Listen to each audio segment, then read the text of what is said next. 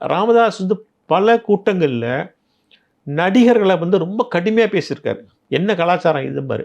இன்னைக்கு காலத்தின் கட்டாயம் அந்த நடிகர்ட்டயே போயி சீட்டு கேட்க போயிருக்காங்க. ராமதாஸ்க்கு உள்ள ஆப்ஷன் என்ன தெரியுமா? ஒண்ணு டிஎம்கே குடுக்குற 6 சீட்ட 7 8 வாங்கிக்கிட்டு உதயசூரியன் சின்னத்தில் நின்ற வேண்டியது. இது இல்லன்னா நேத்திக்கும், இன்றைக்கும் இன்னைக்கு காலம்பர கூட இவங்க வந்து தாவேகால போய் தலைவர்கள் மீட் பண்றாங்க. ஆதவ அர்ஜுனாவையும், ஜான் ஆரோக்கியசாமியும் மீட் பண்ணியிருக்காங்க. மீட் பண்ணி நாங்க தாவேகாவோட ஐயா வரது தயாரா இருக்காங்க அப்படின்னு சொல்லியிருக்காங்க. அவங்க வந்து என்னதான் இருந்தாலும் சீனியர் லீடர்ங்கிறதுனால கேட்குறாங்க. எல்லாத்தையும் விசாரிச்சிருக்காங்க. உங்களுக்கு எவ்வளோ பர்சன்டேஜ் ஓட்டு இருக்கு என்ன ஏதுன்னு கேட்டிருக்காங்க. கேட்டு இன்னும் விஜய்கிட்ட தகவல் போச்சா என்னன்னு தெரியல. இப்போதைக்கு முதல் கட்ட பேச்சுவார்த்தை நடந்துட்டு இருக்காங்க. ஆனா அதில் என்ன பெரிய அசிங்கம் என்னன்னா, ராமதாஸ் வந்து பல கூட்டங்கள்ல நடிகர்கள வந்து ரொம்ப கடுமையா பேசியிருக்காரு.